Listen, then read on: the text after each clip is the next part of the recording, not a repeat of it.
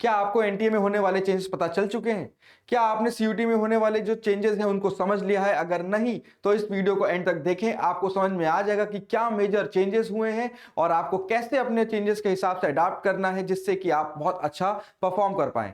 उससे पहले अगर आप इस चैनल पर नए हैं तो इसको लाइक करें, सब्सक्राइब करें, और अगर आपको कोई भी डाउट है रिगार्डिंग सीयूटी 2024 तो आप हमें कॉमेंट कर सकते हैं, हम आपके उस क्वेश्चन को सॉल्व करेंगे। तो ऐसे कुछ बेसिक चेंजेस हो रहे हैं सीयूटी के अंदर जिसे अगर आपने नहीं जाना, जिसे अगर आपने नहीं समझा तो हो सकता है कि आप भी इस एग्जाम में मात खा जाएं, क्योंकि इसकी वजह से आपको एग्जाम का जो पूरा प्रोसेस है जिसमें आप इन्वॉल्व होने वाले हैं वो पिछले दो बार के मुकाबले एकदम ही चेंज हो जाएगा। अब वो चेंज होगा तो उसके हिसाब से हम तीन ऐसी चीजें हैं जो तीन मेजर चेंजेस हैं जिस पे हम एम्फसाइज करेंगे और आपको बताएंगे कि वो तीन मेजर चेंजेस क्या हैं। चलिए स्टार्ट करते हैं अपने पहले से। पहला है कि वो जो एग्जाम है अब हमारा हाइब्रिड मोड में होगा। तो हाइब्रिड मोड का मतलब क्या है? ऑनलाइन या फिर ऑफलाइन, ठीक है ना। तो हाइब्रिड मोड का मतलब है कि ऑनलाइन भी होगा और ऑफलाइन भी होगा। पर यह कैसे पता चलेगा कि कौन सा पेपर ऑनलाइन होगा या ऑफलाइन होगा? जो वीडियो देख रहे हैं वो कैसे जान पाएंगे कि क्या आपका पेपर ऑनलाइन होने वाला है या आपका पेपर ऑफलाइन होने वाला है? तो यह हमें पता चलेगा नंबर ऑफ एप्लीकेशन से। नंबर ऑफ एप्लीकेशन से इसका क्या मतलब है? जिस सब्जेक्ट में, तो एनटीए का कहना है जिस सब्जेक्ट में रजिस्ट्रेशन 1.5 लाख से ज्यादा होंगे वो सारे पेपर हमारे ऑफलाइन करवाए जाएंगे, और जिसमें 1.5 से कम होंगे वो हो सकता है वो जो है उनके ऑनलाइन कराए जाएंगे। अब अगर आप देखें तो जीटी एक ऐसा पेपर है जो मैक्सिमम यूनिवर्सिटीज उसको डिमांड कर रही हैं, तो जीटी के सबसे ज्यादा चांसेस हैं उसके ऑफलाइन होने के। अब फिजिक्स में अगर बहुत सारे एक्सपीरियंस आ गए जिनका नंबर 1.5 लाख रजिस्ट्रेशन से ज्यादा हो गया तो फिजिक्स का पेपर भी क्या हो सकता है? ऑफलाइन।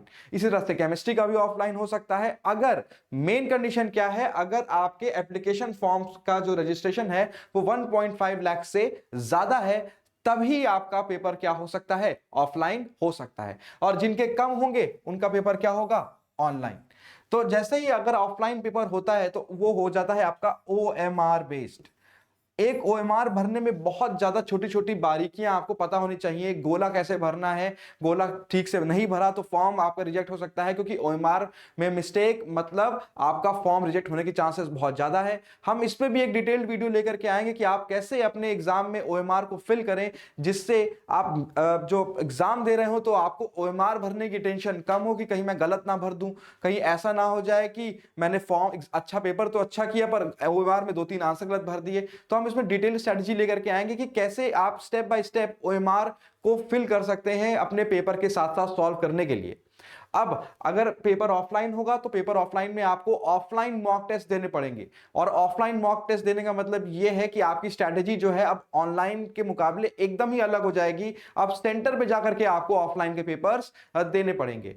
और अगर आपने ऑफलाइन के पेपर देने हैं तो उसके पहले यह जरूरी है जानना कि सीयूटी का प्रीवियस ईयर जीटी का पेपर कैसे आया था। तो सीयूटी का पिछला लास्ट ईयर जो जीटी का पेपर आया था वो हमने डिस्कशन किया है उसका, और डिटेल डिस्कशन किया है, और हमने पीवाईक्यूज को सॉल्व किया है। उसकी एक प्लेलिस्ट जो है हमने बना रखी है अपने चैनल पे, तो आप उस प्लेलिस्ट के थ्रू उस वीडियो को देखें और उसमें समझें कि कैसे कैसे क्वेश्चंस हमारे जीटी में आते हैं। उसके हिसाब से मॉक के लिए प्रिपेयर करना और इजी हो जाएगा, और वो आपको आने वाले पेपर में हेल्प ही करेगा, क्योंकि सबसे ऑथेंटिक सोर्स होता है किसी भी पेपर की तैयारी करना कि उसके प्रीवियस ईयर क्वेश्चंस को आप देखो और उसी से एनालाइज करो। तो इस चैनल पे आपको एक वीडियोस मिल जाएंगे लाइन से कि प्रीवियस ईयर के हमने जो जीटी के क्वेश्चन सॉल्व किए हैं।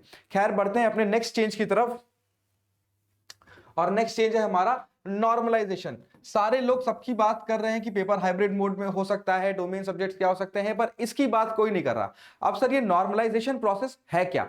तो नॉर्मलाइजेशन का मतलब समझने से पहले आप ये समझो कि पेपर जो है हमारा सीयूटी का लास्ट ईयर ऑनलाइन हुआ था, मल्टीपल शिफ्ट्स में हुआ था, और मल्टीपल शिफ्ट्स का मतलब मल्टीपल पेपर, और मल्टीपल पेपर का मतलब डिफिकल्टी लेवल अलग अलग होना, ठीक है, तो अलग अलग शिफ्ट्स में अलग अलग पेपर हुए थे, कभी टफ आ गए, कभी इजी आ गए, और उन सबको एक लेवल पे लेकर के आना इज कॉल्ड नॉर्मलाइजेशन प्रोसेस।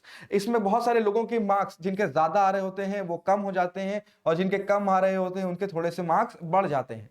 तो एनटीए ने डिसाइड किया है कि हम ऑफलाइन तो कराना चाहते ही हैं, साथ ही साथ हम इस नॉर्मलाइजेशन प्रोसेस को भी हटाना चाहते हैं, क्योंकि कुछ केसेस के अंदर ये बच्चों के साथ उनको लगता है कि अनफेयर हो जाता है, जिन्होंने पूरी मेहनत करके पेपर दिया पर इस नॉर्मलाइजेशन प्रोसेस के कारण उनके मार्क्स कम हो गए और कुछ लोगों के मार्क्स बढ़ गए। तो एनटीए का कहना था कि हम इस नॉर्मलाइजेशन के प्रोसेस से भी अपने आप को अलग करना चाहते हैं, और ऑफलाइन एक बहुत अच्छा तरीका है इस प्रोसेस से अलग होने का। और वो इस हिसाब से क्योंकि ऑफलाइन में सबके लिए सेम पेपर रहेगा, तो सेम डिफिकल्टी लेवल रहेगी, शिफ्ट भी सबकी एक रहेगी, तो एक बार ये तो पक्की बात है कि नॉर्मलाइजेशन प्रोसेस इनका उस पेपर में खत्म हो जाएगा। अब जो पेपर ऑनलाइन बचे हैं, मेरे ख्याल से वो सारे पेपर भी ये सेम लेवल के रखेंगे, सेम डिफिकल्टी लेवल के रखेंगे, जिसमें इनका जो नॉर्मलाइजेशन प्रोसेस है वो काम उतना ज्यादा नहीं करेगा और बच्चों को लॉसेस कम होंगे।